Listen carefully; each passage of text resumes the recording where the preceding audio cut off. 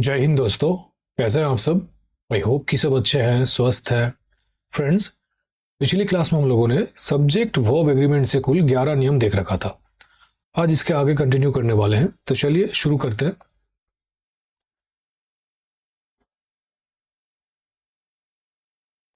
ये रहा पहला एग्जाम्पल। देखिए, more than one boy oblique boys was oblique were absent. तो option A, option B, option A, option B. बताइए इसका आंसर क्या होगा?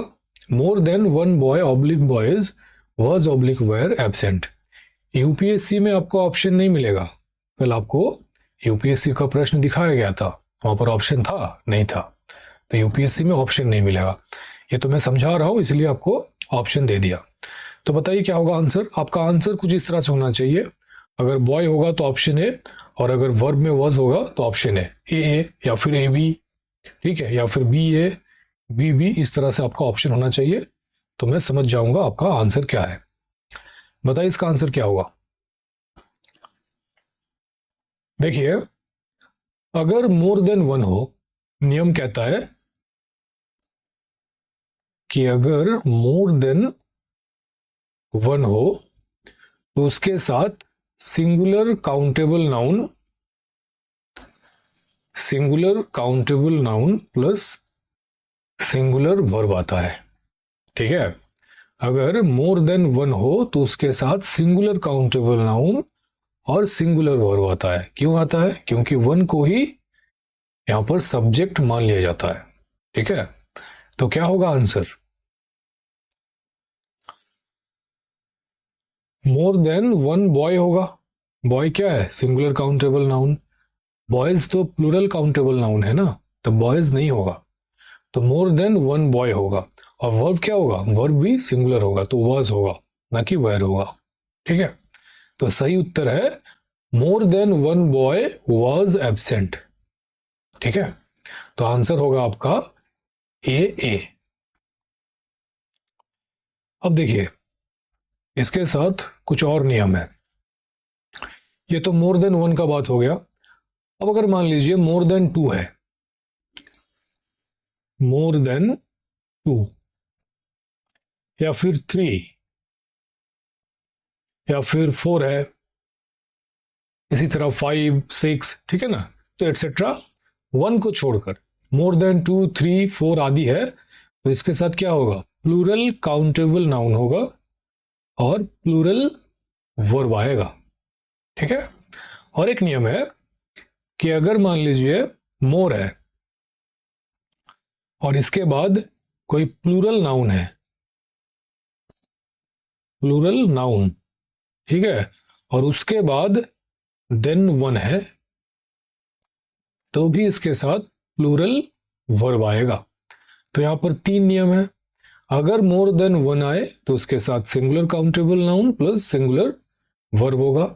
अगर more than two three four हो तो उसके साथ क्या होगा? प्लूरल काउंटेबल नाउन और प्लूरल वर्ब होगा।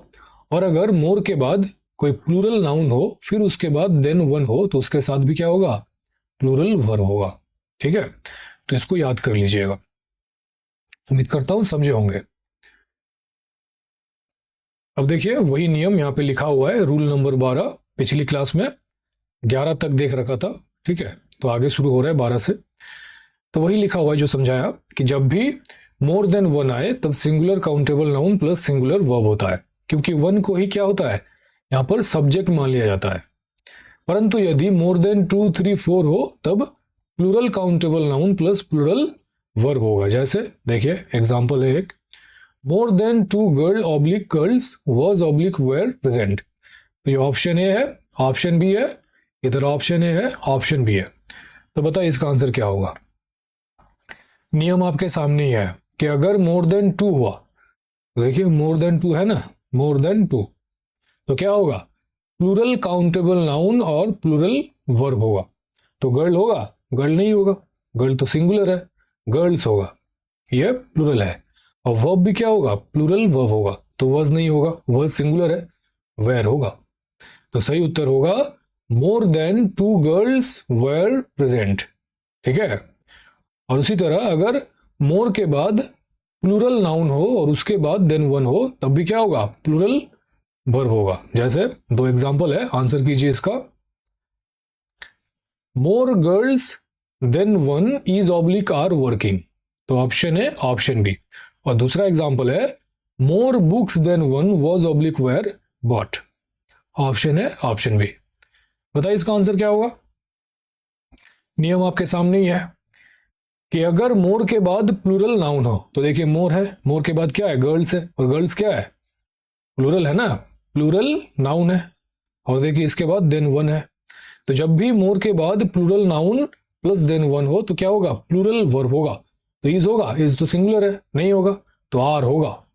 तो सही उत्तर है more girls than one are working. ठीक है, more girls than one are working.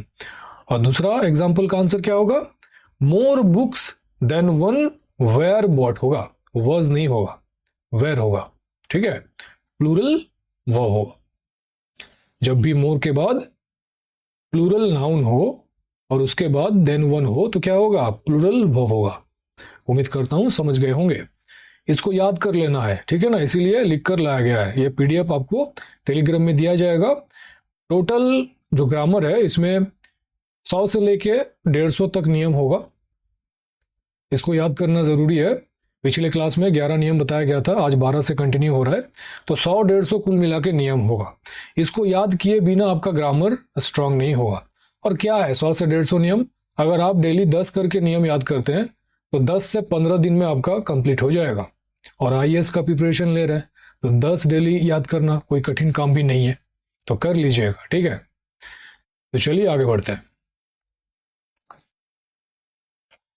अब देखिए अगला एग्जाम्पल है, Raju scored less runs in this match, correct and rewrite the sentence. Exam का प्रश्न है, तो बताइए इसका आंसर क्या होगा। Raju scored less runs in this match. देखिए लेस क्या है, एडजेक्टिव है, और रन्स क्या है, प्लूरल काउंटेबल नाउन है। काउंटेबल नाउन है ना, तो नियम कहता है कि लेस वो एडजेक्टिव है जो हमेशा अनकाउंटेबल नाउन के साथ आता है। जैसे लेस वाटर, वाटर क्या है, अनकाउंटेबल नाउन है। वाटर को गिन सकते हैं, पानी को गिन सकते हैं, नहीं ना, इसलिए वाटर जो है अनकाउंटेबल नाउन है। तो लेस हमेशा अनकाउंटेबल नाउन के साथ आता है, लेस वाटर। इसी तरह लेस इंफॉर्मेशन, इंफॉर्मेशन भी क्या है, अनकाउंटेबल नाउन है, तो लेस इंफॉर्मेशन। तो लेस हमेशा अनकाउंटेबल नाउन के साथ आता है। और रन्स क्या है, काउंटेबल नाउन है, तो लेस होगा, नहीं होगा, लेस के स्थान पर यहां पर अ फ्यू होगा। तो Raju scored a few runs in this match, ये होगा आपका सही उत्तर।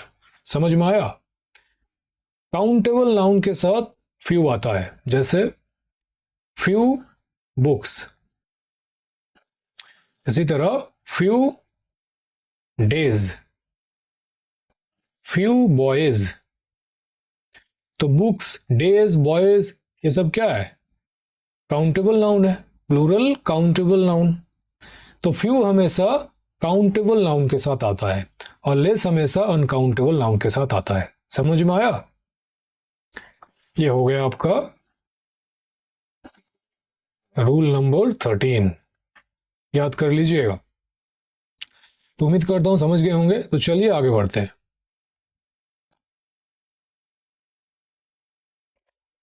अब देखिए अगला एग्जाम्पल है, many a man have come for the interview, correct and rewrite the sentence. यह भी एग्जाम का ही प्रश्न है। तो बताइए सही आंसर क्या होगा।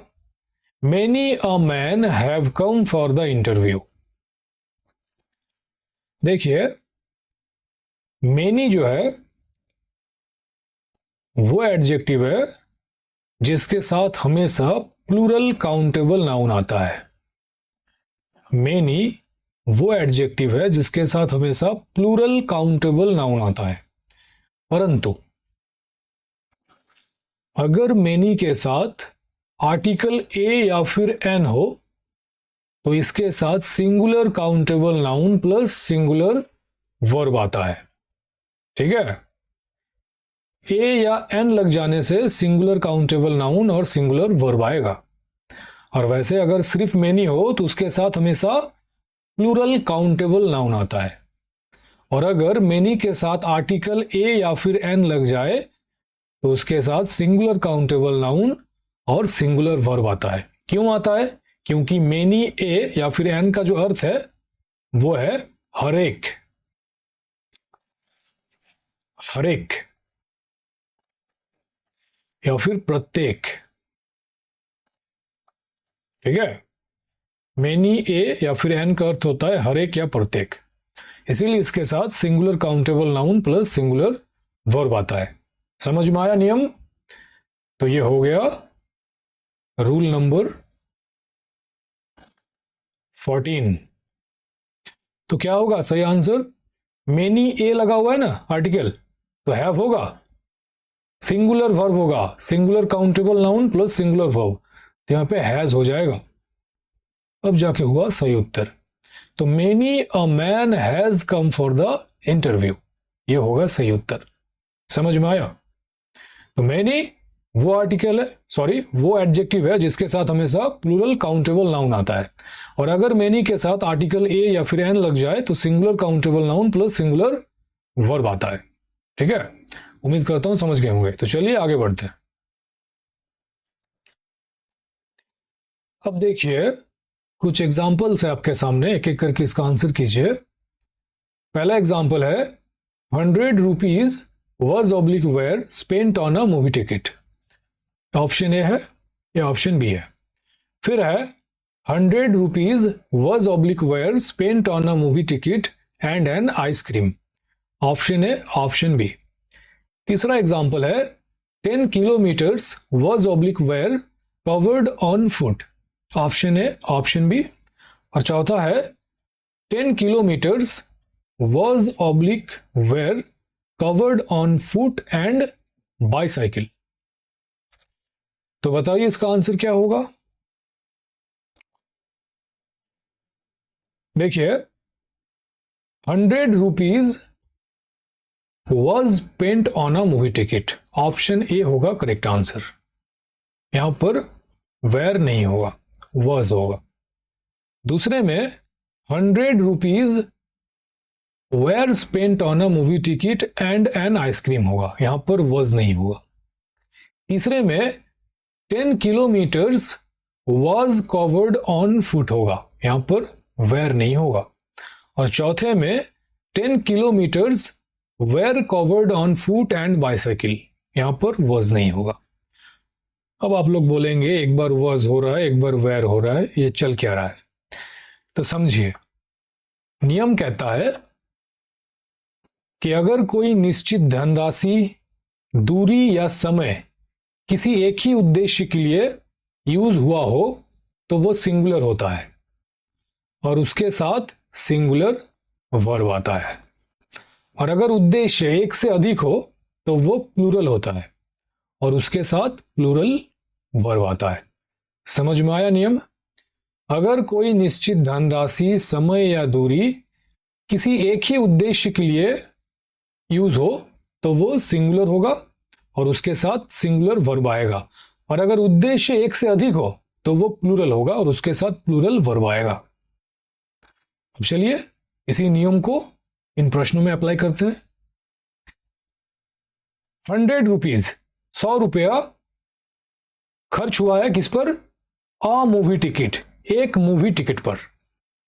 तो निश्चित धनराशि है ना 100 रुपया, तो एक ही उद्देश्य में खर्च हो रहा है, एक ही मूवी टिकट पर, इसीलिए ये सिंगुलर हो गया। और वर्ब वॉज आया, सिंगुलर वर्ब। वही तो बताया कि अगर कोई निश्चित धनराशि, समय या दूरी किसी एक ही उद्देश्य के लिए यूज हो तो वो सिंगुलर होता है, उसके साथ सिंगुलर वर्ब आता है। तो देखिए 100 रुपीज एक ही उद्देश्य में खर्च हो रहा है ना, एक ही मूवी टिकट खरीदने में खर्च हो रहा है, इसीलिए सिंगुलर है, इसीलिए इसके साथ सिंगुलर वर्ब वॉज आया, ना कि वर। समझ में आया? अब दूसरे पे आ जाइए।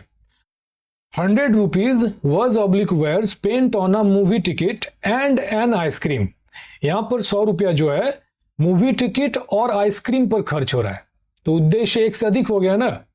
हो सकता है 50 रुपया का मूवी टिकट हो, और हो सकता है कि 50 रुपया का आइसक्रीम हो, या फिर ऐसा भी हो सकता है कि 70 रुपया का मूवी टिकट हो और 30 रुपया का आइसक्रीम हो। इस तरह से 100 रुपया खर्च हुआ, मतलब दो उद्देश्य में खर्च हुआ, मूवी टिकट खरीदने में और एक आइसक्रीम खरीदने में। तो यहां पर यह प्लूरल हो गया, और इसीलिए यहां पर प्लूरल वर्ब वेयर आया। समझ में आया? और सेम वही नियम एग्जाम्पल 3 और एग्जाम्पल 4 में भी लागू है। देखिए, 10 kilometres was oblique were covered on foot. जो 10 किलोमीटर की दूरी है वो कवर किससे हो रहा है? ऑन फुट, पैदल। एक ही उद्देश्य से, मतलब एक ही माध्यम से कवर हो रहा है, पैदल चलकर, इसीलिए यह सिंगुलर हो गया और वर्ब आया वॉज, यहां पर वेयर नहीं हुआ।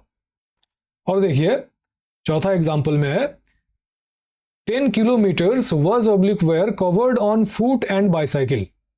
मतलब 10 किलोमीटर की दूरी जो है वो कवर किससे हो रहा है?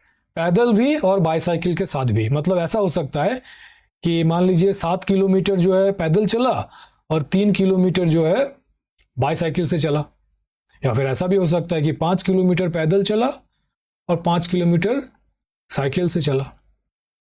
तो दो माध्यम से कवर हो रहा है ना 10 किलोमीटर, इसीलिए ये प्लूरल हो गया और वर्ब प्लूरल आया वेयर, ना कि वाज। समझ में आया? तो नियम है कि जब भी कोई निश्चित दूरी, निश्चित धनराशि, समय किसी एक ही उद्देश्य के लिए यूज हो तो वो सिंगुलर होता है और उसके साथ सिंगुलर वर्ब आता है, और अगर उद्देश्य एक से अधिक हो तो वो प्लूरल होता है और उसके साथ प्लूरल वर्ब आता है। उम्मीद करता हूं समझ गए होंगे। देखिए, ये रहा रूल नंबर 15, जो कि अभी समझाया गया कि जब भी किसी निश्चित धनराशि, समय या दूरी किसी एक उद्देश्य को पूरा करने के लिए किया गया हो तो वो सिंगुलर सब्जेक्ट होगा और उसके साथ सिंगुलर वर्ब आएगा। परंतु जब एक से अधिक उद्देश्य होगा तो वो प्लूरल सब्जेक्ट होगा, तो प्लूरल वर्ब भी आएगा। ठीक है, तो बताइए, आपके सामने और एक एग्जांपल है। 20 miles are not a great distance in these days of rapid travel. Rewrite and correct the sentence. Exam का प्रश्न है, तो बताइए क्या होगा। नियम आपको समझा दिया गया है तो बन जाना चाहिए। बताइए, 20 miles are not a great distance in these days of rapid travel. तो देखिए, रैपिड ट्रैवल के आधार पर 20 माइल्स का बात हो रहा है, तो क्या होगा? सिंगुलर होगा, तो आर होगा? नहीं होगा, ईज होगा। और देखिए, इस तरह से काट के ईज मत कर दीजिएगा, रीराइट करना है। कल भी समझाया था, आंसर को आपको रीराइट करना है। इस तरह से करेंगे एक भी नंबर नहीं मिलेगा। 20 miles is not a great distance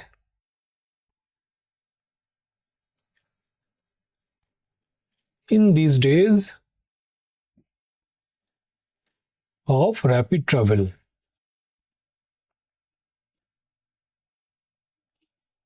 इस तरह से आपको वाक्य को रीराइट करना है। ठीक है, यहां पे इज हो गया, करेक्ट हो गया और रीराइट भी हो गया, तब जाकर आपको पूरा नंबर मिलेगा। ऐसे काट के इज मत कर दीजिएगा। समझ में आया? तो चलिए आगे बढ़ते हैं। अब देखिए, अगला एग्जांपल है, the jury was oblique were unanimous in its oblique their decision. Option A, option B, option A, option B. बताइए इसका आंसर क्या होगा। The jury was oblique were unanimous in its oblique their decision. देखिए, पहले समझिए collective noun क्या होता है। जज, न्यायाधीश, ये सिंगुलर नाउन है। जजेस, ये प्लूरल नाउन है। और इसका जो कलेक्टिव नाउन होता है वो है जूरी। ये कलेक्टिव नाउन है, जो कि यहां पर भी है, जूरी। ठीक है, अब देखिए, जूरी किसे कहते हैं? 10-12 जजेस का ग्रुप को जूरी कहा जाता है।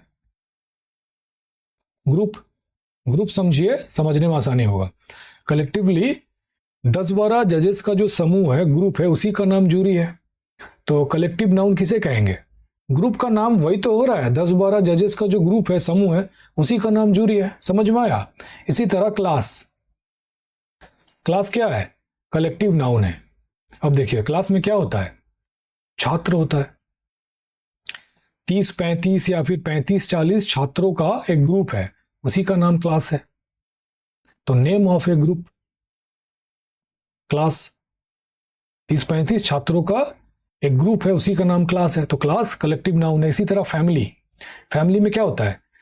मम्मी पापा, भाई बहन, दादा दादी। तो 4-5 या फिर 5-6 लोगों का एक ग्रुप होता है, एक समूह होता है, उसी को परिवार कहते हैं, फैमिली कहते हैं। तो फैमिली कलेक्टिव नाउन है। इसी तरह टीम, टीम में क्या होता है? 10-12 प्लेयर्स होता है, खिलाड़ी।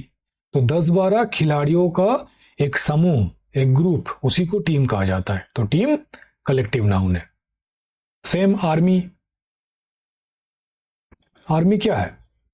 आर्मी में 100-150 सोल्जर्स होता है। तो 100-150 सैनिकों का एक समूह, एक ग्रुप, उसका नाम क्या है? आर्मी है। समझ में आया कलेक्टिव नाउन क्या है?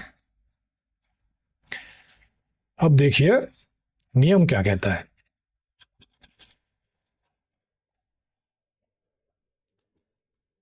ये रहा rule number 16, collective noun. Jury, mob, council, committee, audience, crowd, family, जो कि अभी समझाया गया, assembly, army, team, class, government, public, crew etcetera, ये सब कलेक्टिव नाउन है। और भी है, अब सब लिख के लाना पॉसिबल नहीं है, कुछ यहाँ पे दिया हुआ है, और भी है। तो इस तरह के नाम को कलेक्टिव नाउन कहा जाता है। समझ में आया? अब देखिए नियम कहता है कि यदि कलेक्टिव नाउन के सिमिलर या एक जैसा थॉट या विचार हो, ओपिनियन हो, एक्शन हो, या व्यू या फिर नजरिया हो, तो उस कलेक्टिव नाउन को सिंगुलर सब्जेक्ट माना जाएगा एवं उसके साथ सिंगुलर वर्ब आएगा। और प्रोनाउन में क्या आएगा? इट या फिर इट्स आएगा। ठीक है?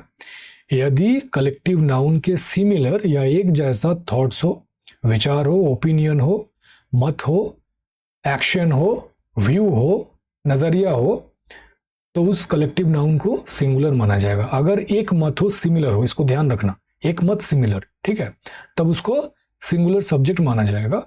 अब सिंगुलर सब्जेक्ट होगा तो वर्ब भी क्या होगा? सिंगुलर ही होगा। और उसके साथ प्रोनाउन में क्या आएगा? ईट या फिर ईट्स आएगा। समझ में आया? और अगर अलग अलग हो, यदि कलेक्टिव नाउन के अलग अलग या डिसिमिलर मत हो, विचार हो, थॉट्स हो, एक्शन हो, नजरिया हो, व्यू हो, तो उस कलेक्टिव नाउन को प्लूरल माना जाएगा। तो एक जैसा सिमिलर हो तो सिंगुलर माना जाएगा उस कलेक्टिव नाउन को, और अगर अलग अलग हो तो कलेक्टिव नाउन को प्लूरल माना जाएगा। और प्लूरल होगा तो वर्ब भी क्या होगा? प्लूरल होगा। और प्रोनाउन में क्या आएगा? दे या फिर देयर आएगा। समझ में आया नियम? तो चलिए प्रश्न में जाते हैं। ये रहा प्रश्न। अब एक एक करके इसका आंसर कीजिए। जितना समझाना था समझा दिया गया है, अब आंसर आ जाना चाहिए। जो भी समझाया गया नियम उसको यहां पे अप्लाई कर दीजिए, आंसर आ जाएगा। ट्राई कीजिए। द जूरी कलेक्टिव नाउन है, वॉज ऑब्लिक वेयर यूनैनिमस है, एक मत है,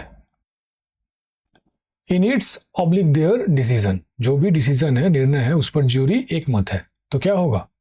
अभी तो समझाया गया कि अगर कलेक्टिव नाउन के सिमिलर एक जैसा मत हो, एक्शन हो, व्यू हो या फिर नजरिया हो, ओपिनियन हो, तो जो कलेक्टिव नाउन है वो सिंगुलर सब्जेक्ट बन जाता है। तो यहां पे दिख रहा है तो एक मत है, तो एक जैसा है ना, सिमिलर, तो यहां पर द ज्यूरी जो है सिंगुलर सब्जेक्ट बन जाएगा। तो सिंगुलर सब्जेक्ट बनेगा तो वर्ब भी सिंगुलर वर्ब आएगा। और प्रोनाउन में क्या आएगा? इट या फिर इट्स आएगा। बस इतना तो है।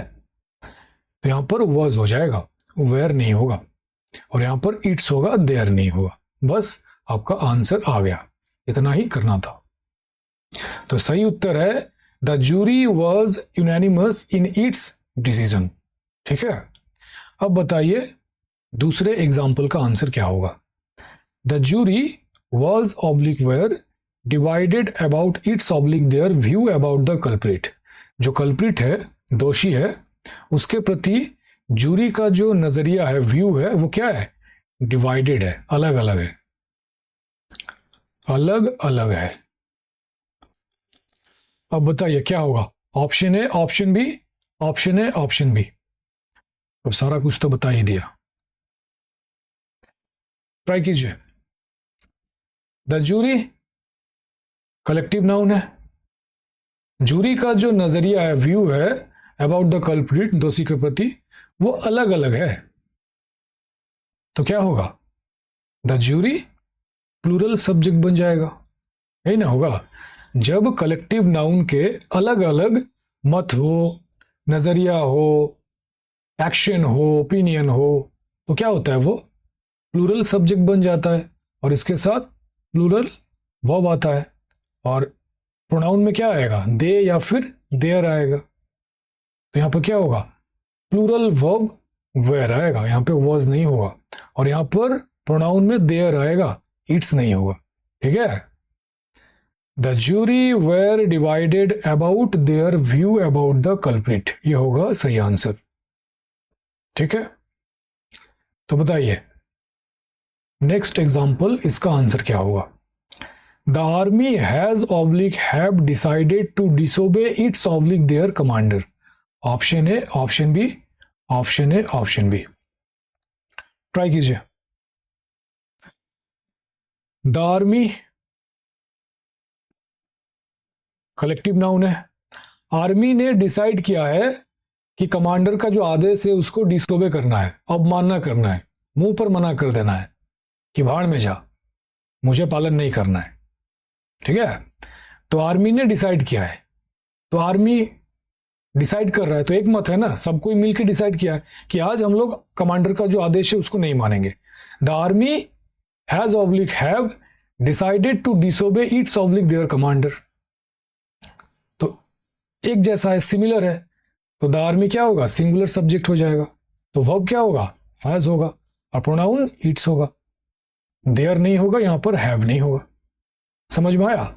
The army has decided to disobey its commander. अब बताइए चौथा एग्जांपल, इसका आंसर क्या होगा। The army has oblique have different views about its oblique their new policy. Option A, option B, option A, option B. Try कीजिए। The army collective noun है, इसका जो व्यू है, नजरिया है, वो डिफरेंट है, अलग अलग है। किस पर?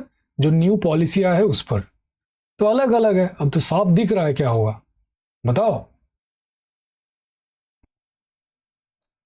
अलग अलग है, तो द आर्मी क्या हो जाएगा?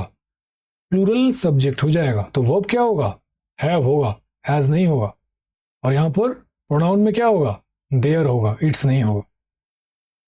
The army have different views about their new policy, यह है आपका सही उत्तर।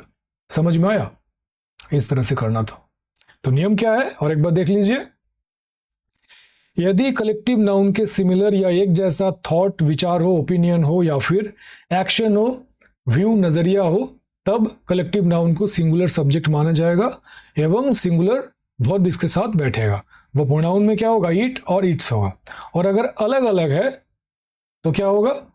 अलग अलग थॉट से, एक्शन है, नजरिया है, तब कलेक्टिव नाउन को प्लूरल सब्जेक्ट माना जाएगा, वो उसके साथ प्लूरल वर्ब आएगा।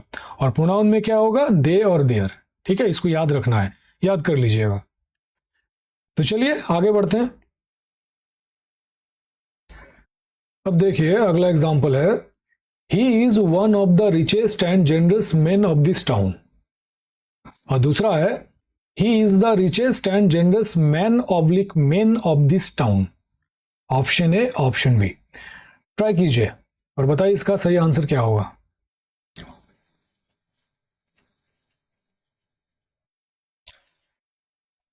देखिए, वन ऑफ, वन ऑफ लग गया है, तो इसका अर्थ हो गया वह शहर का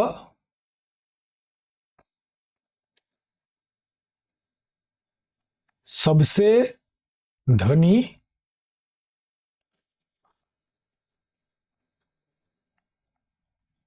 व उदार आदमियों में से एक है। ठीक है, उदार आदमियों में से एक है, इस पर ध्यान दीजिए। और इसका अर्थ हो गया वह शहर का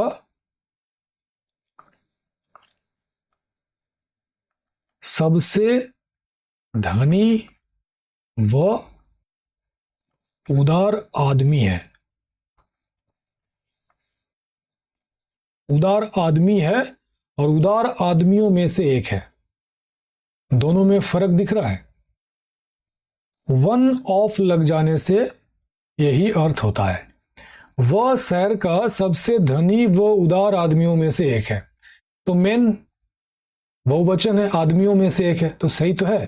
तो इस वाक्य में कोई भी गलती नहीं है, करेक्ट है। और यहां पर क्या होगा, वह शहर का सबसे धनी व उदार आदमी है, तो मेन तो नहीं होगा, मैन होगा, एक वचन, उदार आदमी है, तो बी गलत है। यहां पर ऑप्शन ए होगा। समझ में आया? वन ऑफ लग जाने से इसका अर्थ उदार आदमियों में से एक है हो गया। वो शहर का सबसे धनी व उदार आदमियों में से एक है, तो यहां पर कोई भी गलती नहीं है, मेन है, सही है। और यहां पर इसका अर्थ है कि वो शहर का सबसे धनी व उदार आदमी है, तो मैन ही होगा, मेन तो नहीं होगा। अब यहां पर उदार आदमी है, उसी का बात हो रहा है, तो मैन ही होगा ना, एक वचन, मेन काय को होगा। समझ में आया? तो चलिए आगे बढ़ते हैं।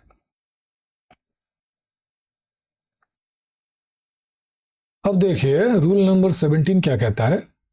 जब भी वन ऑफ आए उसके साथ प्लूरल काउंटेबल नाउन आता है, मगर वर्ब जो है सिंगुलर आता है। ठीक है, वर्ब सिंगुलर आता है। जैसे एग्जांपल है, one of the boy oblique boys is oblique are asking for some help. Option A, option B, option A, option B. तो क्या होगा सही आंसर? देखिए वन ऑफ है तो क्या होगा, प्लूरल काउंटेबल नाउन होगा, तो बॉयज होगा, बॉय नहीं होगा। और वर्ब क्या होगा, सिंगुलर वर्ब होगा, इज होगा, आर नहीं होगा। तो one of the boys is asking for some help, ये होगा सही आंसर।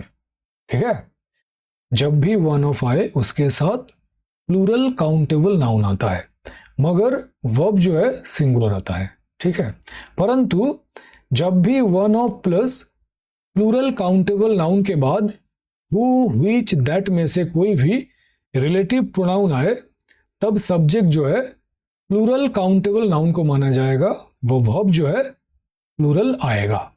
ठीक है, जब भी one of plus plural countable noun के बाद हु, विच, दैट में से कोई भी रिलेटिव प्रोनाउन आए, तब सब्जेक्ट जो है उस प्लूरल काउंटेबल नाउन को माना जाएगा, वो वर्ब जो है प्लूरल आएगा। जैसे एग्जांपल देखिए, he is one of the boys who is oblique are ready to fight with anyone. Option A, option B. और दूसरा एग्जांपल है, he is one of the boys who work oblique works with honesty. Option A, option B. तो बताइए इसका answer क्या होगा। अभी नियम बताया गया कि जब भी वन ऑफ के बाद one of plus plural countable noun के बाद हु, विच, दैट में से कोई भी एक रिलेटिव प्रोनाउन आए, तब इस प्लूरल काउंटेबल नाउन को ही सब्जेक्ट माना जाएगा। अब सब्जेक्ट जो है प्लूरल है, तो वर्ब क्या होगा, प्लूरल वर्ब होगा, तो आर होगा, यहां पर इज नहीं होगा। ठीक है, he is one of the boys who are ready to fight with anyone, ये होगा सही आंसर। ठीक, अब बताइए इसका आंसर क्या होगा। ही is one of the boys who work oblique works with honesty.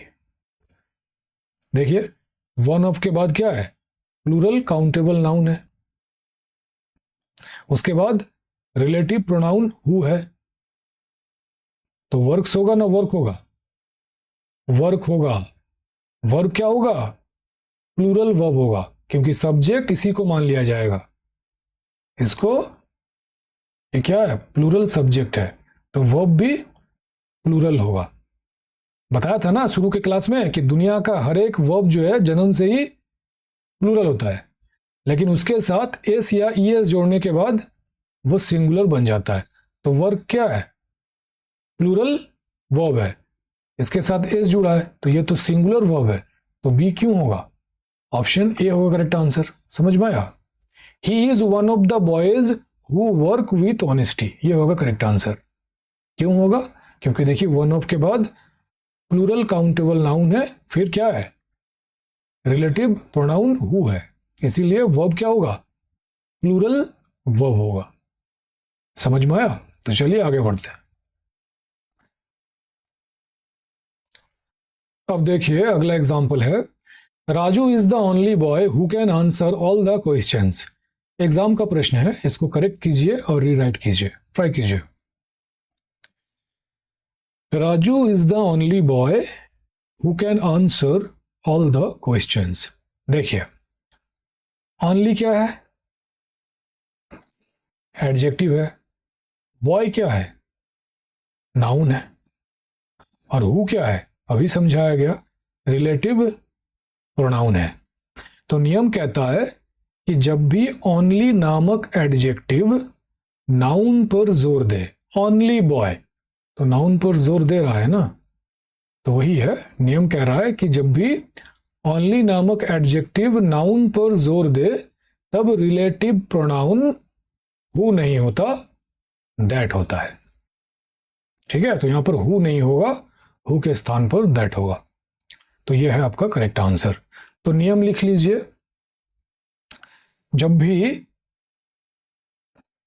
भी ओनली नामक एडजेक्टिव नाउन पर जोर दे तब रिलेटिव प्रोनाउन हु नहीं होता, दैट होता है। आप लोग वाक्य को पूरा करके लिख लीजिएगा, इस तरह से एरो मत डालिएगा, ये तो मैंने लिखा, आप लोग वाक्यों को पूरा लिखिएगा। जब भी ओनली नामक एडजेक्टिव नाउन पर जोर दे तब रिलेटिव प्रोनाउन हु नहीं होता, दैट होता है। समझ में आया? तो चलिए आगे बढ़ते हैं। अब देखिए अगला एग्जांपल है, Rohit and Ravi is oblique are friends. Option A, option B. और दूसरा एग्जांपल है, bread and butter is oblique are my favourite breakfast. Option A, option B. तो बताइए इसका आंसर क्या होगा? देखिए Rohit and Ravi are friends होगा, यहां पर इज नहीं होगा। और इसमें bread and butter is my favourite breakfast होगा, यहां पर आर नहीं होगा। अब बोलेंगे एक जगह आर हो रहा है, एक जगह इज हो रहा है, चल क्या रहा है? समझिए, जब भी दो सब्जेक्ट किसी कंजंक्शन के साथ जुड़ता है तो वो प्लूरल सब्जेक्ट बन जाता है, वो वहां पर प्लूरल वर्ब आता है। ये तो सामान्य नियम है, सबको पता है। देखिए रोहित क्या है? सब्जेक्ट 1 है, और रवि सब्जेक्ट 2 है, और एंड क्या है? कंजंक्शन है। तो दो सब्जेक्ट कंजंक्शन के साथ जुड़ा तो यह प्लूरल सब्जेक्ट बन गया, इसीलिए यहां पर प्लूरल वर्ब आर आया, इज नहीं हुआ। ये तो सामान्य नियम है, ठीक है। लेकिन जब दो सब्जेक्ट किसी एक उद्देश्य को दिखा रहा होता है तो वो सिंगुलर सब्जेक्ट बन जाता है, वह उसके साथ सिंगुलर वर्ब आता है। तो यहां पर दो सब्जेक्ट है ना, ब्रेड एंड बटर, लेकिन ये देखिए किसी एक उद्देश्य को दिखा रहा है, और उद्देश्य क्या है? ब्रेकफास्ट करना, ब्रेकफास्ट। तो जब भी दो सब्जेक्ट किसी एक उद्देश्य को दिखा रहा होता है तो वो सिंगुलर सब्जेक्ट बन जाता है, वह उसके साथ सिंगुलर वर्ब आता है, इसलिए यहां पर इज हुआ, आर नहीं हुआ। समझ में आया? देखिए यह रहा रूल नंबर 18। सामान्यतः जब दो सब्जेक्ट किसी कंजंक्शन से जुड़ता है तब वह प्लूरल सब्जेक्ट बन जाता है, वो उसके साथ प्लूरल वर्ब आता है। ये तो सामान्य नियम है। परंतु जब दो सब्जेक्ट किसी एक उद्देश्य को दिखा रहा हो तब वो सिंगुलर सब्जेक्ट बन जाता है, वह उसके साथ सिंगुलर वर्ब आता है, जो कि अभी आपको समझाया गया। ठीक है, अब देखिए यहां पर कुछ फ्रेजेस है। Bread and butter, rice and curry, horse and carriage, slow and steady, rise and fall, age and experience, sum and substance, time and tide, fish and chips, poverty and misery, love and hatred. तो when the following phrases represent a collective idea, it is taken as a singular subject and followed by singular verb। ये जितना भी यहाँ पर phrase देख रहे हैं, जब ये कोई कलेक्टिव आइडिया को रिप्रेजेंट करता हो तब इसे एज अ सिंगुलर सब्जेक्ट लिया जाता है, वह इसके साथ सिंगुलर वर्ब आता है। समझ में आया? ये रहा, कुछ प्रश्न है, इसका आंसर कीजिए। जो समझाया गया उसी पर आधारित प्रश्न है। देखिए पहला एग्जांपल है, time and tide wait oblique waits for none. तो ऑप्शन ए ऑप्शन बी, बताना है क्या होगा, ए होगा या फिर बी होगा। आंसर कीजिए आप लोग। दूसरा एग्जांपल है, rice and curry is oblique are a popular dish. Option A option B, slow and steady win oblique wins the race. ये तो मुहावरा है। और चौथा है, age and experience has oblique have its oblique their benefit. Option A option B, option A option B. Answer कीजिए इसका।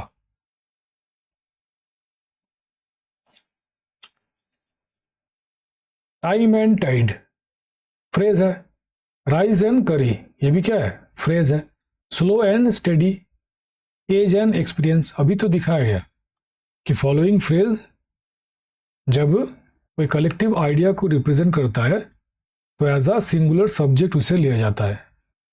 तो ये सब क्या होगा, सिंगुलर सब्जेक्ट होगा, सब सिंगुलर सब्जेक्ट है। तो इसके साथ वर्ब क्या होगा, सिंगुलर होगा। तो सोच क्या रहे हैं, कीजिए। Time and tide waits for none होगा, ऑप्शन बी होगा करेक्ट आंसर। वेट क्या है, ये प्लूरल वर्ब है और वेट्स सिंगुलर वर्ब। दुनिया का हर एक वर्ब जन्म से ही प्लूरल होता है, उसके साथ एस या ईएस जुड़ने से वो सिंगुलर हो जाता है। तो देखिए वेट के साथ एस जुड़ा हुआ है, सिंगुलर वर्ब बन गया है। शुरू में सब बताया गया था। तो यहां पर होगा time and tide waits for none. ठीक है, दूसरा में क्या होगा, rice and curry is a popular dish, और मत कीजिएगा, इज होगा। Slow and steady wins the race होगा, ऑप्शन बी होगा करेक्ट आंसर, विन नहीं होगा, ये तो प्लूरल वर्ब है। और चौथा वाला क्या होगा, age and experience has its benefit होगा, देयर मत कीजिएगा, इट्स होगा। और वर्ब में क्या होगा, हैज होगा, सिंगुलर वर्ब। समझ में आया? तो चलिए आगे बढ़ते हैं। अब देखिए अगला एग्जाम्पल है, इनमें से कौन सा सही है वो आपको बताना है। यहां पर 4 है, चारों में से कौन सा सही है वो आपको चुनना है। ट्राई कीजिए। निम्न में से सही उत्तर का चयन करें। ट्राई कीजिए। पहला एग्जांपल है, boy after boys is running. दूसरा है, boys after boys is running. तीसरा है, boys after boy is running. और चौथा है, boy after boy is running. कौन सा सही है? देखिए आफ्टर क्या है, प्रीपोजिशन है, ये सब प्रीपोजिशन है। और कल मैंने आपको बताया था कि प्रीपोजिशन के पीछे ऑब्जेक्ट होता है, मतलब प्रीपोजिशन के बाद में ऑब्जेक्ट होता है और इसके आगे सब्जेक्ट होता है, और वर्ब जो है इसी सब्जेक्ट के अनुसार बैठता है। जो भी वर्ब होगा इस सब्जेक्ट के अनुसार बैठेगा।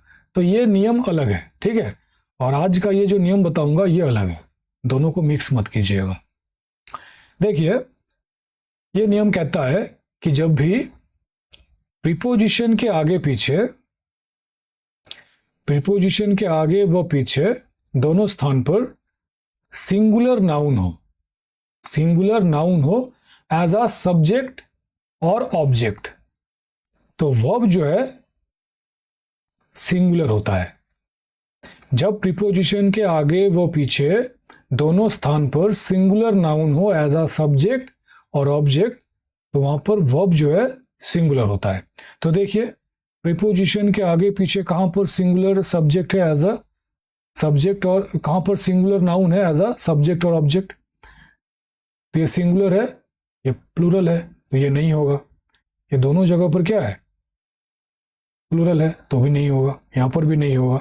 अब देखिए, यहां पर देखिए, यहां पर बॉय है सिंगुलर नाउन, और यहां पर भी बॉय है सिंगुलर नाउन। ये सब्जेक्ट है और ये ऑब्जेक्ट है। और देखिए, इज वर्ब है, तो ये सिंगुलर वर्ब है, तो ये सही है। प्रीपोजिशन के आगे वो पीछे दोनों जगह पर सिंगुलर नाउन है एज अ सब्जेक्ट और ऑब्जेक्ट, तो वर्ब जो है हमेशा सिंगुलर होगा। तो ये चौथा वाला एग्जाम्पल सही है, बाकी तीनों गलत है। समझ में आया कि जब भी प्रीपोजिशन के आगे वो पीछे सिंगुलर नाउन हो एज अ सब्जेक्ट और एज अ ऑब्जेक्ट, तो वर्ब जो है वो सिंगुलर वर्ब होता है। ठीक है, ये रहा रूल नंबर 19। जब भी प्रीपोजिशन के आगे पीछे दोनों स्थान पर सिंगुलर नाउन होगा एज अ सब्जेक्ट और ऑब्जेक्ट, तब वर्ब भी सिंगुलर होगा। तो बताइए, चारों में से कौन सा सही होगा?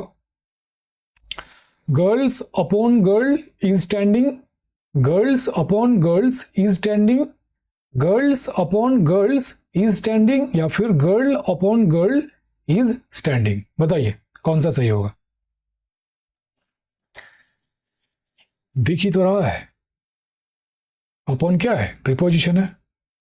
अब देखिए, आगे और पीछे दोनों जगह क्या है, गर्ल है as a subject as a object, और दोनों क्या है, सिंगुलर नाउन है, तो वर्ब भी क्या होना चाहिए, सिंगुलर वर्ब, इज है। तो ये चौथा वाला एग्जाम्पल सही है, बाकी ये तीनों गलत है। समझ में आया? प्रीपोजिशन के आगे पीछे दोनों स्थान पर सिंगुलर नाउन होगा, तब क्या होगा, वर्ब सिंगुलर होगा। तो चलिए आगे बढ़ते हैं। अब देखिए, अगला एग्जाम्पल है, principal and secretary was oblique were missing. Option A, option B. दूसरा है, the principal and secretary was oblique were missing. और तीसरा एग्जाम्पल है, the principal and the secretary was oblique were missing. तो बताइए क्या होगा करेक्ट आंसर, ट्राई कीजिए। देखिए, प्रिंसिपल ये सब्जेक्ट 1 है और सेक्रेटरी ये सब्जेक्ट 2 है, और एंड से जुड़ा हुआ है। जब दो सब्जेक्ट कंजंक्शन से जुड़ता है तो वो प्लूरल सब्जेक्ट बन जाता है, और इसके साथ प्लूरल वर्ब आता है, तो वेयर होगा आंसर, ऑप्शन बी। ये तो सामान्य नियम है। अब देखिए दूसरा example, the principal and secretary. यहां पर भी दो सब्जेक्ट है और दोनों सब्जेक्ट क्या है, एंड से जुड़ा हुआ है, और पहले वाले सब्जेक्ट के आगे द है।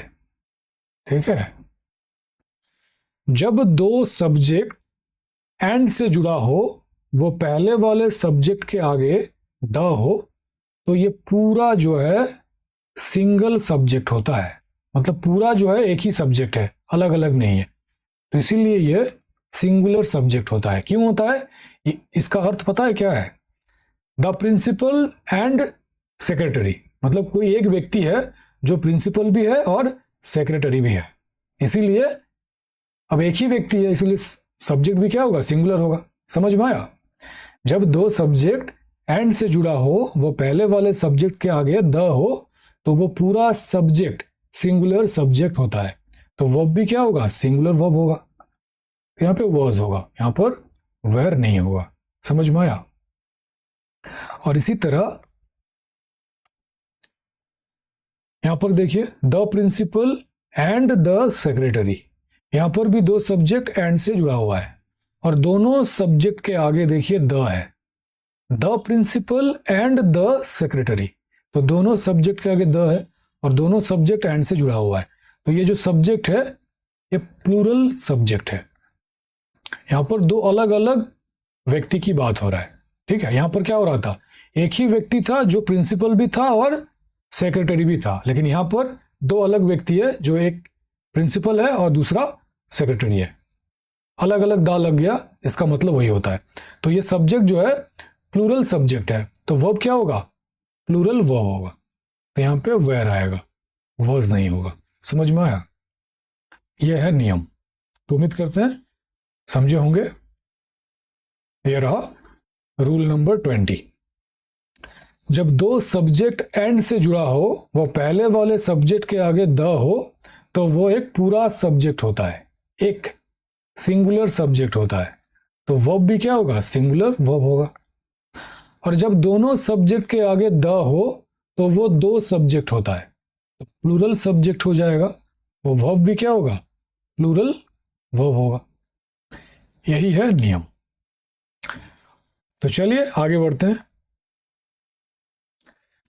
देखिए सब्जेक्ट वर्ब एग्रीमेंट से कुल 20 नियम आप लोगों को बताया गया, और भी 2-4 नियम बचा हुआ है जिसे हम लोग कल देखेंगे, ठीक है। कल हम लोग इसका टेस्ट भी लेंगे, टेस्ट भी करेंगे। जो भी 2 दिन से पढ़ रहे हैं उसका कल टेस्ट भी होगा, और टेस्ट के बीच बीच में 2-4 नियम जो बचा हुआ है वो भी बता दिया जाएगा। कल आप लोगों का सब्जेक्ट वर्ब एग्रीमेंट कंप्लीट हो जाएगा। परसों से एडजेक्टिव को शुरू करेंगे, ठीक है। तो आज के लिए इतना रहने देते हैं। तो चलिए कल मिलते हैं। Thank you.